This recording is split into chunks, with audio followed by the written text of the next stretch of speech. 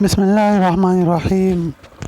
ناظرین کرام، آج میں آپ کو شیطان کے شر سے بچنے کا ایک نبوی نسخہ بتاتا ہوں، لیکن اگر آپ میرے اس چینل پر نئے ہو تو میرے اس چینل حسن اسٹوڈیو کو سبسکرائب کیجئے اور بیل کا آئیکن دبائیے تاکہ میرا ہر نیا آنے والا ویڈیو آپ تک بر وقت پہنچ جائے۔